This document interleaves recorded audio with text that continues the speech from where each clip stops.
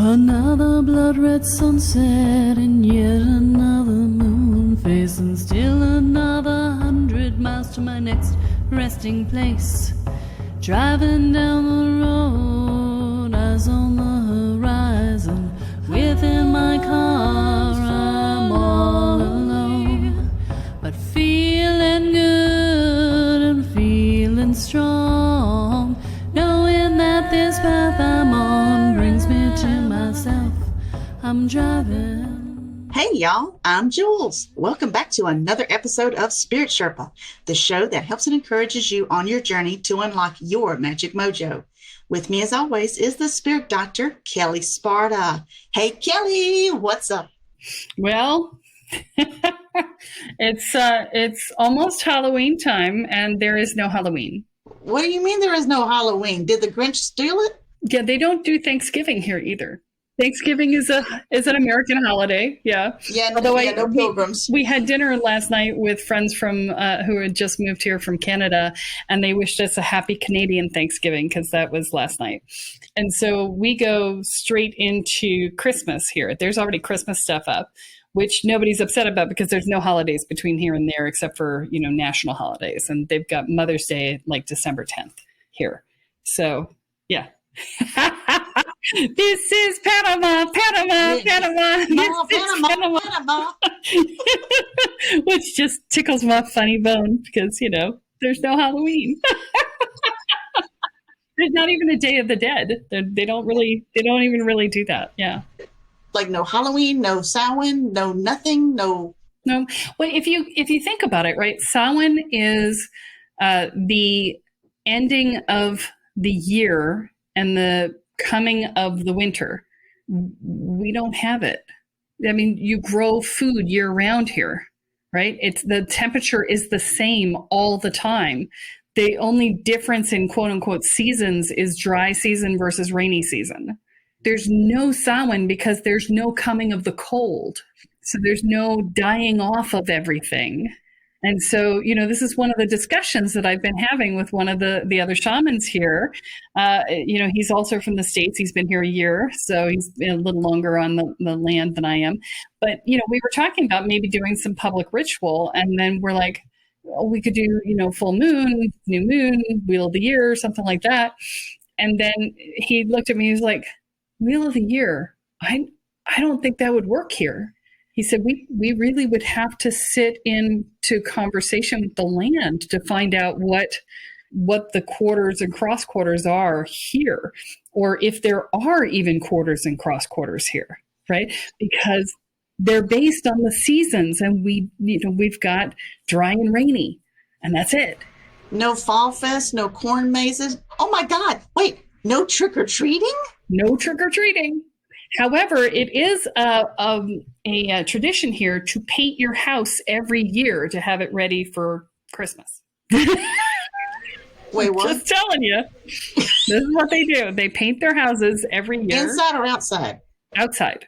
The outside of your house, freshly painted for Christmas. Okay, so y'all better party down serious for Christmas. Oh my gosh.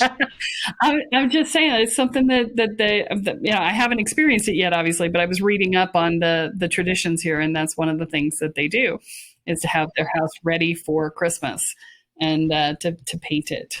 Huh. Well, maybe that can be as we get closer to Christmas and all that, you could clue us in on the traditions there, and there might be a special Wheel of the Year Panama style. Who knows? Not this year, because I got to figure this shit out. Unless somebody else is going to tell me, because I don't know. I gotta feel into this, and Baru and I are still coming into relationships. So, that's the volcano that I live on. And for those of you who didn't know that, I moved on to the side of a volcano. No, don't put the chaos witch who works with the primordial ooze of life on the edge of a volcano. That would be a really awesome idea. Nothing bad can happen there. It's not like there's power to tap into. Oh my God. Oh, it's so funny. I was talking to Heather, and for those of you who haven't gotten to interact with Heather yet, she's our enrollment specialist and and my virtual assistant. And she was telling me, she's like, yeah, I've really noticed that you have changed since you got there. She said that, the little things that used to bug me before I left, she was like, yeah, nothing bothers you now. It all just rolls off your back like water off a duck. And she's just like, you're like, whatever, it'll be fine. And I'm like, yeah, it's impossible to be upset here. It just is. It's just, there's something in the land that just chills you right the fuck out. It's crazy. It's awesome.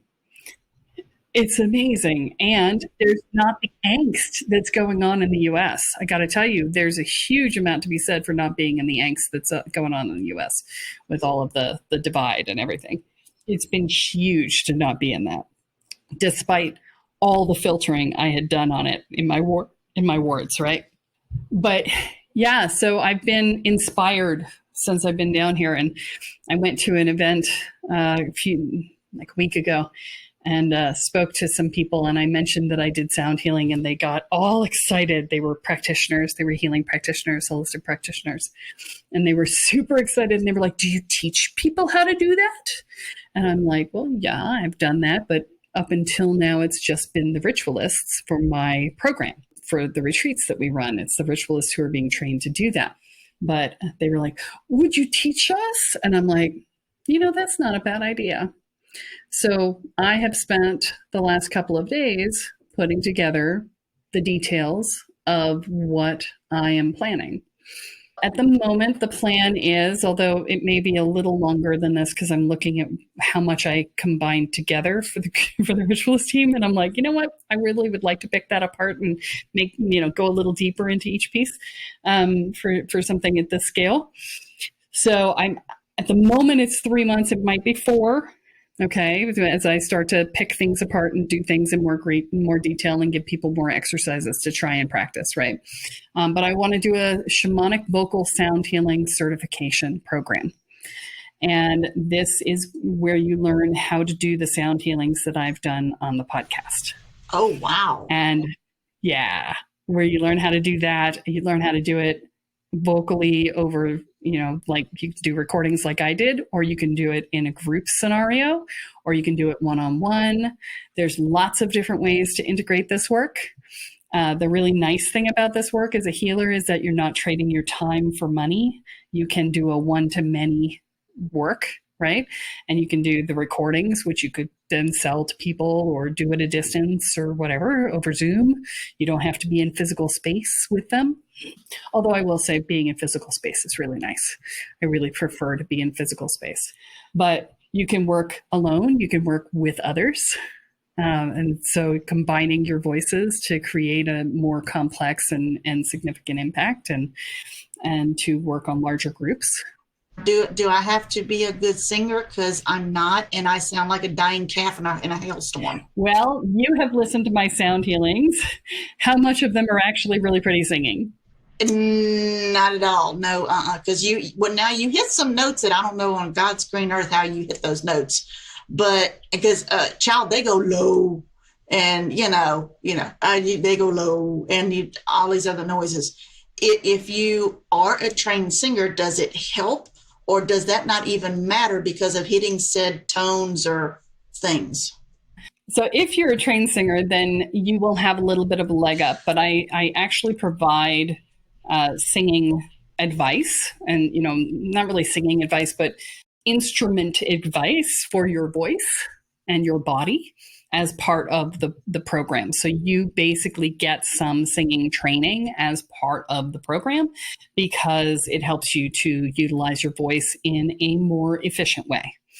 And so, it helps you to develop the strength in your voice. It helps you to be able to make the sounds that you want to make. So make sure that you're only flat when you want to be flat, or you're sharp when you want to be sharp, or, all of that.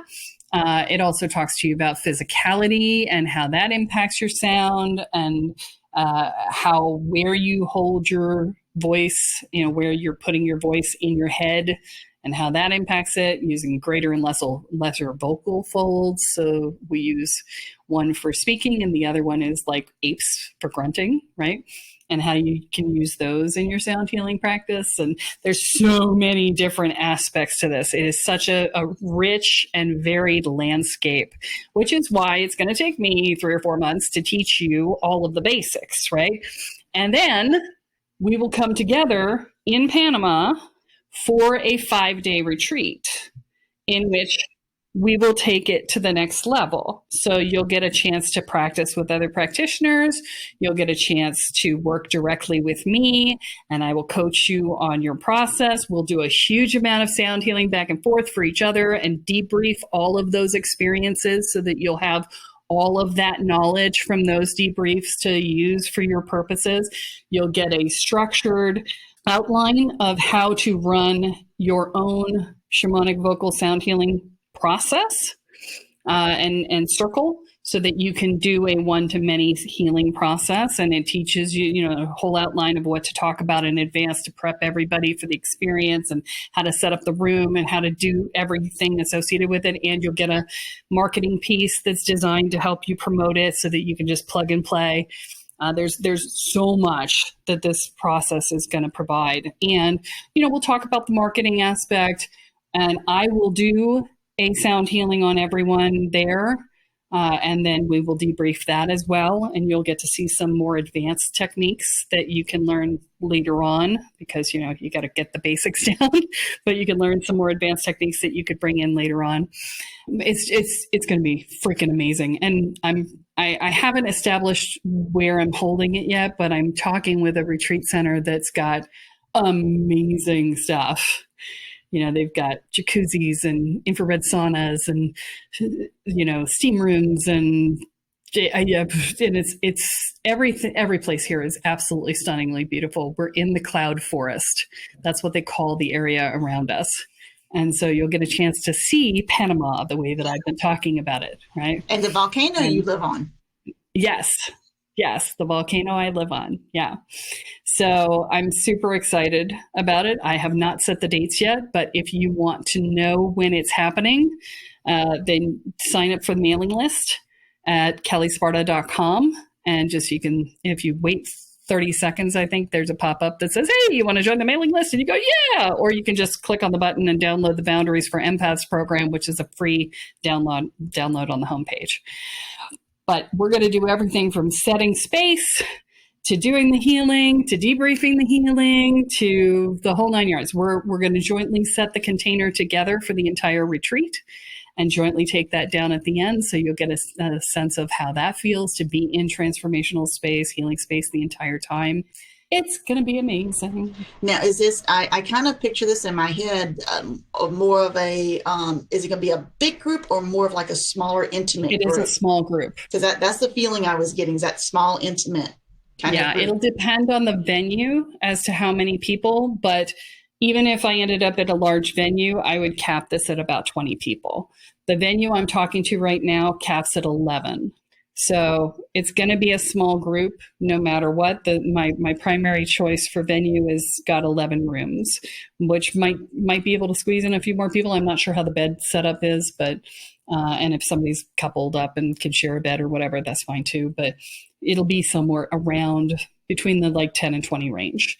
And I'll let you guys know as I've established the venue. Literally, I decided to do this day before yesterday. So I'm letting you know it's coming and that it'll fill up fast. So I also haven't set the pricing yet, so don't ask me because I've got to figure out how long it's going to be. We're going to do twice monthly coaching calls. We're going to have an online discussion group. There's going to be a learning platform with all the content and, all that stuff. And it depends on, is it 3 months? Is it 4 months? Right now I'm playing with that. And then, I'm also looking at offering some bonuses for people who want to come in and do foundations in energetics first if they don't have the basics in how to take care of themselves energetically. So there'll be some discounts available on those as well. So lots and lots of cool stuff coming. Lots of cool stuff down the pipe. Absolutely. Yes. And if this particular one goes well, I will likely continue doing this with more of my personal training and work that I do around divination, channeling, mediumship, all the cool stuff, right? Shamanic healing, you name it, it'll probably be in there. And we'll do it in this same format because this format feels really good to me. And the sound healing works with a lot of different healing modalities, correct? It's just kind of like another add-on skill that you can have. I often combine it with coaching. I often combine it with energy healing. So if you're a Reiki person, this would be a great add-on to a Reiki session, that sort of thing. Any sort of hands-on process, if you do acupressure or acupuncture or anything like that, sound healing can really, I said acupuncture. I've never done it with acupuncture, but my guys just went, it would be amazing with acupuncture. And I'm like, okay. So yeah, the vibration on the needles would be amazing. I just got chills. So yeah, mine said yes. Yes, right? Yes. So lots of really cool ways that it can be integrated. And it's unlike when you have to, most sound healings that you hear about, you go singing bowls, right? And the poor sound healers in those events have to drag these singing bowls all over, set them up, tear them down, hope they don't break, blah, blah, blah, blah, blah. I just was like, oh my God, I can't. So this is what I developed.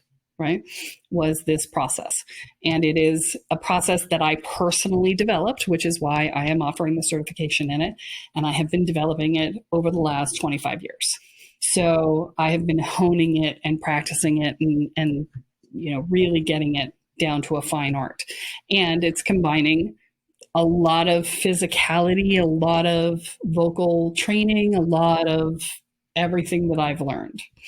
Ultimately, you will also have the ability to potentially channel additional support for that. Like I channel ancient shamans when I do this work. I'm not teaching that this round because I want to make sure people are prepared to hold that energy first. But there will be another round in which I will train that if I get people through this who want that. I want to make sure the container's solid, that you're not getting random people you don't expect coming through, and you do end up, or things, and you end up doing damage instead of doing good. That's the worst for a healer, right? So, all of this and more. Well, that is extremely exciting. So y'all go out, sign up so you can hear about this and you can know right when it's starting, because it's going to be limited seating available, limited reservations for that. Yeah. And if you want to do this and you want me to make sure you get first dibs when you sign up on the mailing list, or if you are already on the mailing list, just send me an email at Kelle@kellesparta.com and say, I want in. And I will put you on the list and you will get first notice before it goes out to everybody else. So how's that for a bonus for listening to the podcast? Thank you. I love you. Yes. All right. So today we are talking about body acceptance from the spiritual perspective. Okay, so accepting our bodies as they are, coming out of COVID and the extra, 30 pounds I personally put on. Well, between that and hitting menopause, I'm not the size 4 competition ballroom dancer I used to be. So I don't think any of us are. Yeah, damn hormones. Yeah. So what is your definition of body acceptance? On that spiritual, am I kind of hitting it or different? Yeah, I mean, here's the thing, okay? When you deny your body, when you don't love your body is the vessel through which you do your magic. And it is exactly what it needs to be for exactly who you are right now. So, for instance, I have been very heavy for a while now. And part of that is because I carry massive amounts of energy and I need to ground somehow. Okay. And having the extra weight allows me to be more grounded, which allows me to hold more energy, which allows me to be more grounded. Right. So it's this circular thing. Wait, seriously? I didn't know that. Yeah. Okay, wait. So I'm better now at holding energy, or my body is, right? Has the capability. So when I was, 99 pounds, dripping wet, you know, I'm more than that now. So now, Now I got you what, beat by a what I lot. want, yeah, that's all right. Yes. So with what I want to do, like I'm getting more into the magical part of it and holding energy and doing Reiki healing and all that. So my body is actually better equipped for that than it was before. You're naturally more grounded when you weigh more. Okay. Because it's literally you're held down to the ground with more force, right? Now, over time, you can learn to shift that. And, you know, I think that's part of what's happening here. I've just been dropping weight since I got here. They say that that's pretty common when you move here. I've dropped 10, 15 pounds since I've been here. I don't have a scale, so I have no idea, but I can tell you my pants are falling off. So, yeah, it's about 10 or 15 pounds, right? And I haven't tried. I want to be really clear. I'm eating lots of pastry. So I have not tried. And the really good chocolate, they've got, oh my God, such good chocolate here. Ooh. So, yeah, it's amazing. And so, you know, when you learn to shift your energy, you can drop the weight, right? But you have to learn how to do that. And for most people, they find that it's often useful to just have the extra weight initially. It also tends to show up as a defense mechanism for people who feel unsafe, because the heavier you are, the less likely people even notice you in the U.S. culture. That's not true in other cultures. Trust me, I went to the Bahamas. I was very noticed. Because in the Bahamas, my body type is more the body type that they want. So, but in the U.S. culture, you can become almost invisible by being fat. So it's one of those very interesting things. But fat or thin, it doesn't really matter. You really do have to embrace your body, because your body is the vehicle through which you do your work. It's the portal through which you transfer the energetic into the physical, right? And so when you don't accept a piece of your body, then you remove that part from being able to be of service in that fashion, right? So I've done quite a few clothing optional workshops, events, whatever, where, you know, I'm walking around naked in my body, and my body is a big body, right? And I've stood in a circle with people and they're like, how are you feeling about your body? And I'm like slapping my belly and grabbing onto it and shaking it. And it's like, it's a bowl full of jelly, right? Like, yeah, baby. You know, my 5-year-old's going, I'm just like Santa Claus. Look at me, right? I love it. I'm like, yeah, my big body gives me massive boobs, and I love my massive boobs, right? And big hips and a big juicy butt, right? And it's like, I can enjoy that. And if you've ever snuggled up with a woman or a man of size, you know we are soft and cuddly. We are very soft and cuddly. There are no bony bits. Yes, no one wants to snuggle a pencil. Well, you know, now I want to say that there are other benefits to being skinny, right? There are other benefits. So, you know, you don't have the soft and snuggly bit, but you have other benefits. So, you know, I don't want to body shame anybody. You know, I don't want to body shame anybody, because that's not the point. The point is, and I'm sharing my experience, I have been very thin. I have been so thin that I had a teacher in high school who came up to me and said, I'm worried that you are anorexic. And I said, I appreciate the concern, but by definition, I'm not. And he said, why? I said, because I don't think I'm fat. I think I'm hot. I was 16, 15. What do you expect? And he was like, yeah, you're not anorexic. I'm like, yeah, not anorexic, but I appreciate the concern and I will pay more attention to eating. It's just I'm forgetting to eat, right? And so, you know, and I put on 15 pounds in the next year and nobody ever had that problem with me again. But yeah, so I've been really skinny and I was going to be a model and everything else. And I got a lot of unwanted attention from men, and it made me very uncomfortable. And when I started putting on a little weight, a lot of that came down. And I was much happier with that, because at the time I did not know how to deal with it. Today, I would know how to deal with it. But back then, I didn't know. When I left 20 pounds on extra, I was perfectly happy with that. There's a lot of things culturally that we deal with our bodies. And a lot of them are a problem because of our lack of boundaries, because of our lack of ability to speak up for ourselves, because of men's inability to grasp the concept that our bodies are not for their pleasure. Right? Hello. Yes. All of this. Or live up, or especially in the US, I'll say, it's always live up to the Hollywood's image that they portray and all that. And that's changing too, but the pin up, the whatever, and growing up and, and all that.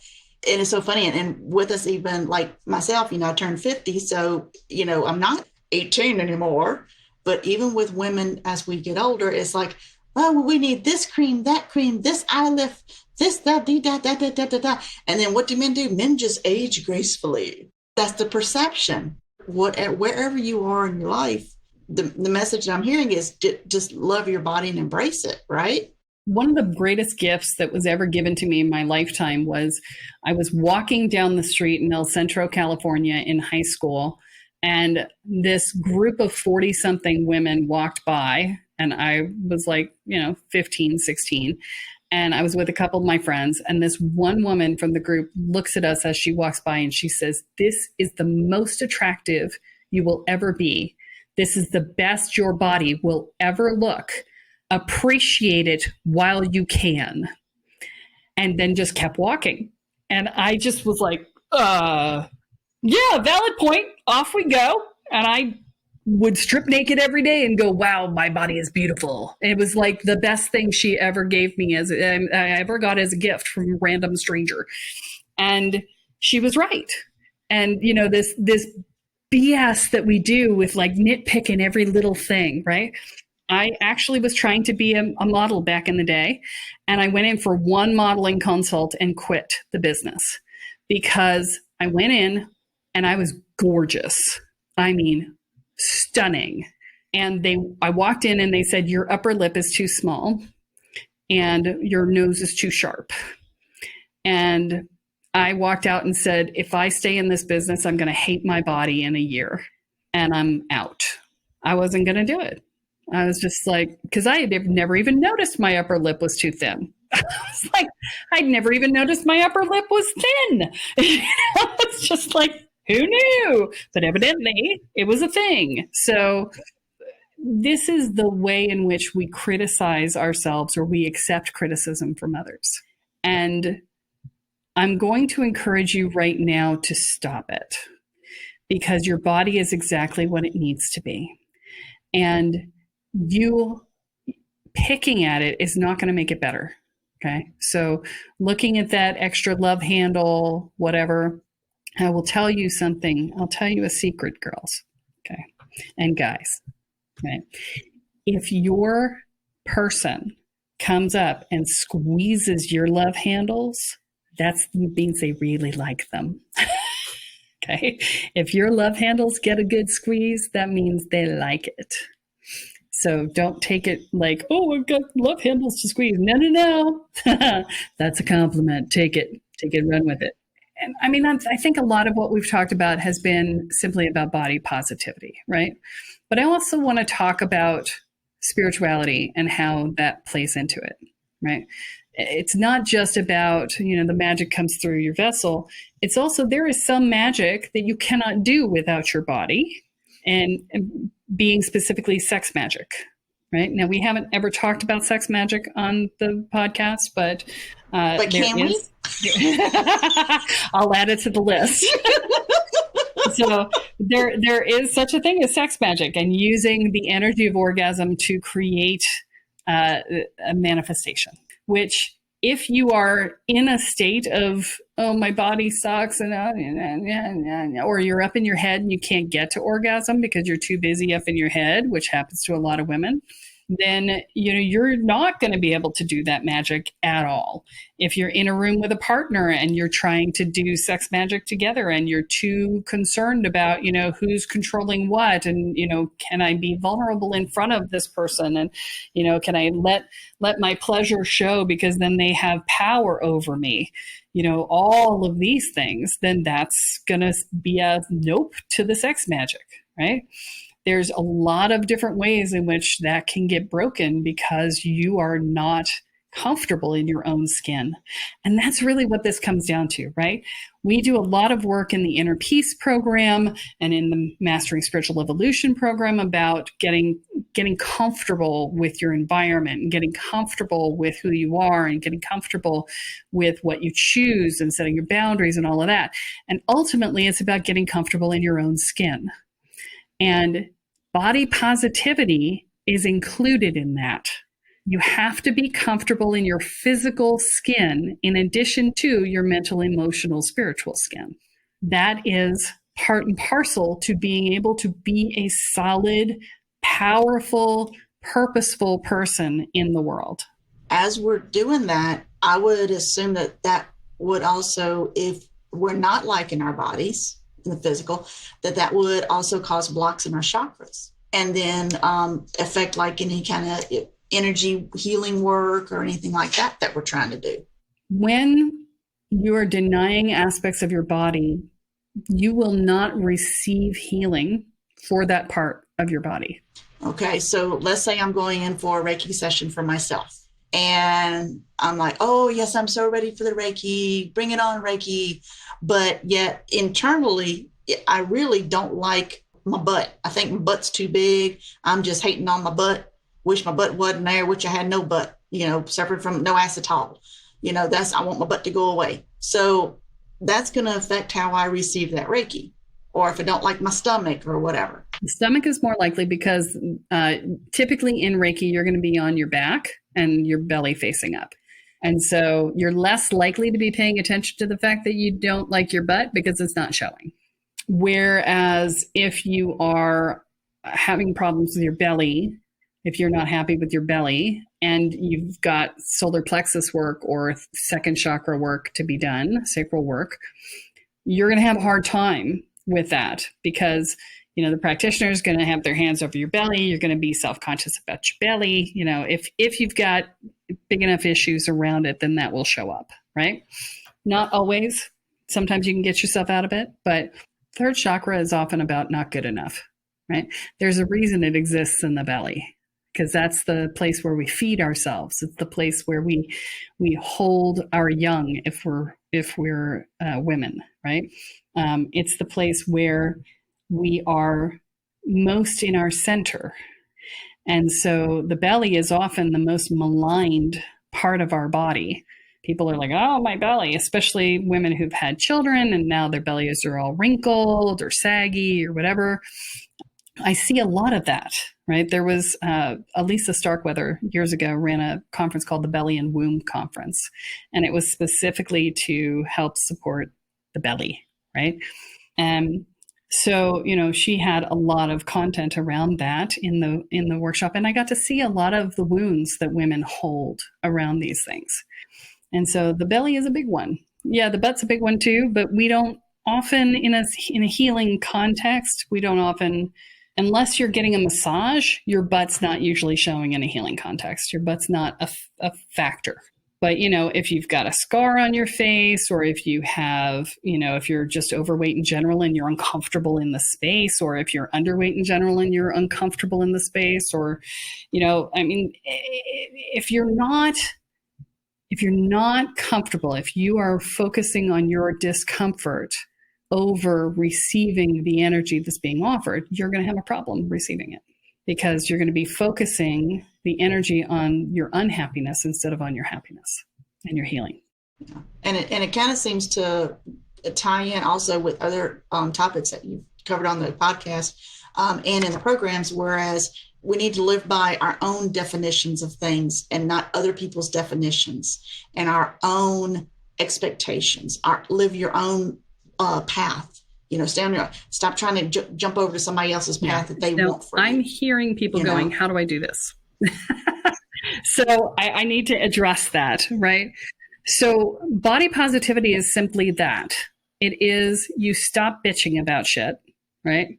Seriously, you just got to quit your bitching, right? You stop complaining about whatever it is, right? If you don't like your butt, let's use your example. If you don't like your butt, well then let's think about what does your butt do for you? Your butt provides you a comfortable place to sit.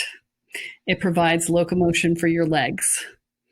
It provides a foundational support for the foundation of your body, and it holds the kundalini, which lives at the base of your spine. Okay. When you say, I hate my butt, you are denying the kundalini that lives at the base of your spine. What's a kundalini?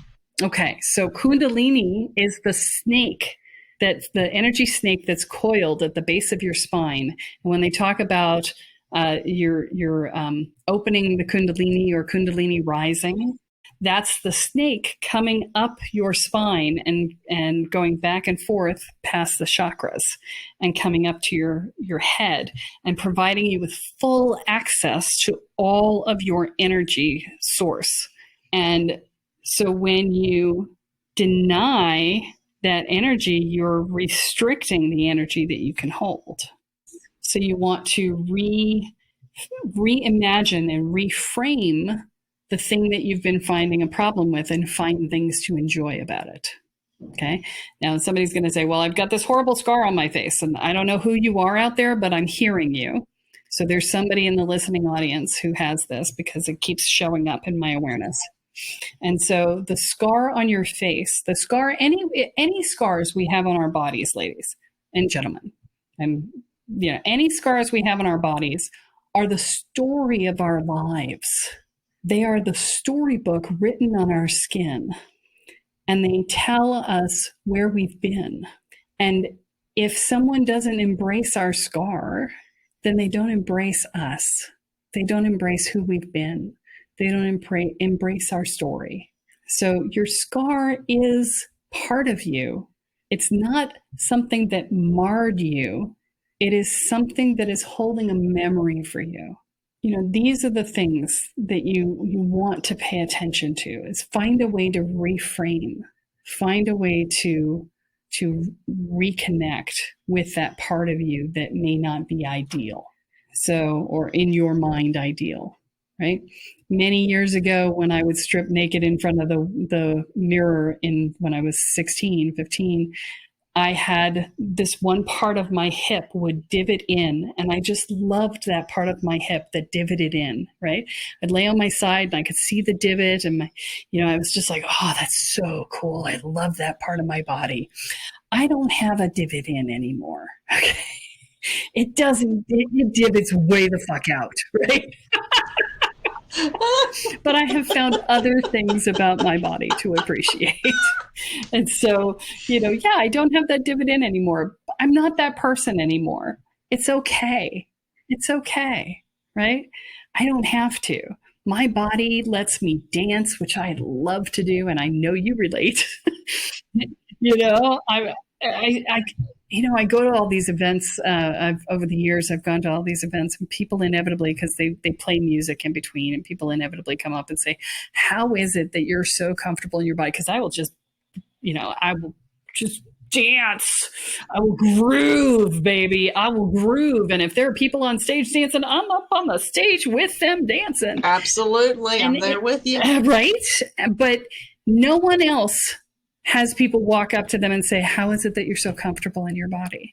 And it's because I'm the fat girl on the stage. And they're like, how can you be so happy in that skin? And I'm like, because I don't accept anybody else's judgment of it, right? Because it's my skin and I love my body and it's a pleasure palace and it does wonderful things for me and getting me around. And, I get to dance in it and I get to hug in it and I get to feel in it. Why would I not love my body? It is my interface into the physical world. And that's powerful. And there's power in that.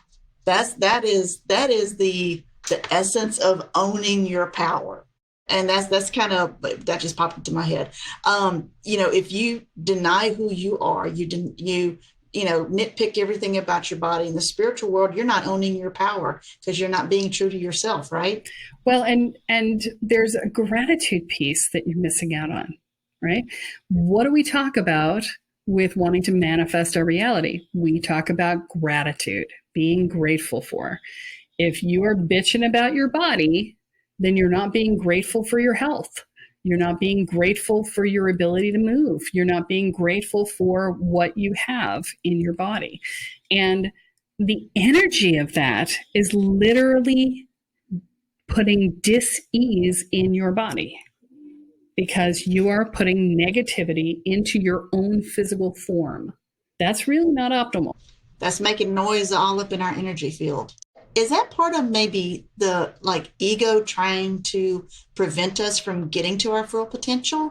Or is that not usually? Usually it's internalized judgment from other people, or our own judgment that we've placed on others being us reflecting that back.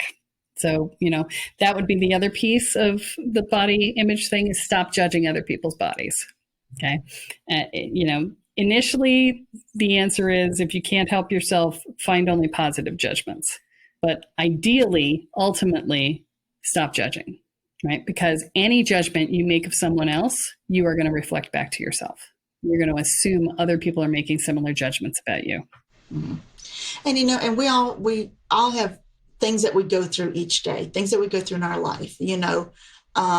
Someone may not have two legs. They may only have one or none, or who knows, or a bad heart, or, whatever, different, things going on.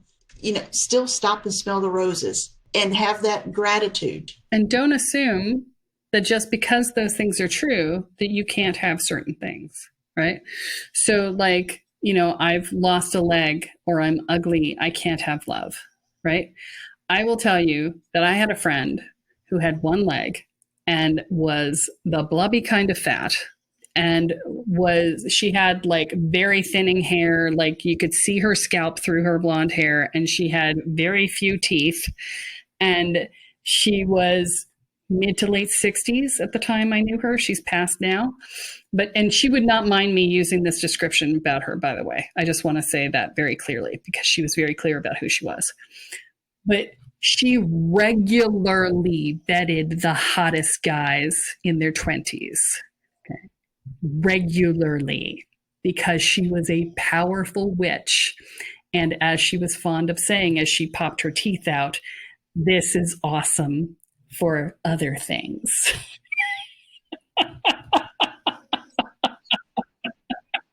I'm just saying, do not make assumptions, because this woman was physically unappealing in every way you can imagine, but she was highly appealing in every other way, right?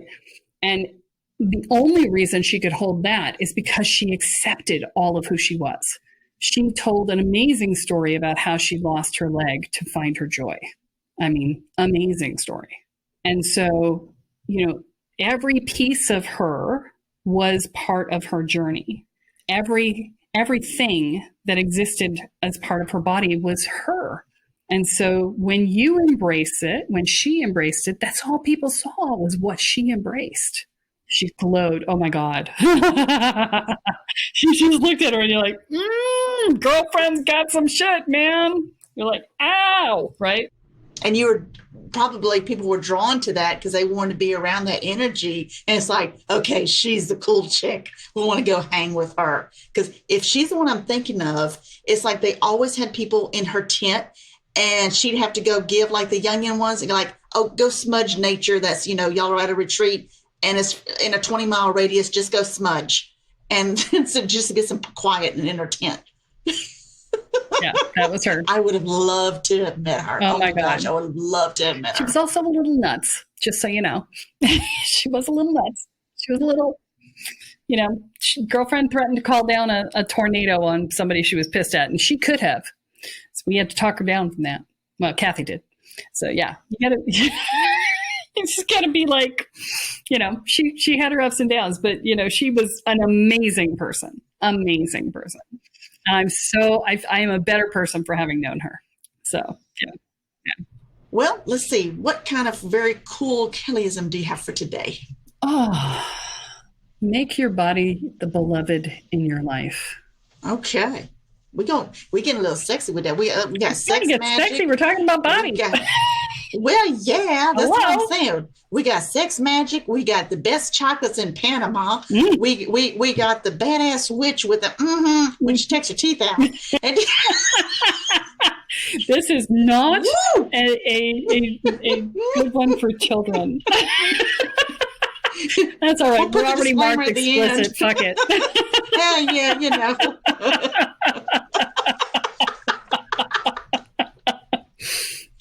It's all good. Bitches, we're going to embrace our bodies. That's it. That's it. Oh, well, kiddos, that's all that we have time for this week. Tune in next time when Kelly adds another chapter into your guide to energy, magic, and the spirit world. I'm Jules, here with Kelle Sparta, and you have been listening to Spirit Sherpa. So long, everyone. Bye. Resting place. Driving down the road, eyes on the horizon. Within my car, I'm all alone, but feeling good and feeling strong, knowing that this path I'm on brings me to myself. I'm driving, wondering where my spirit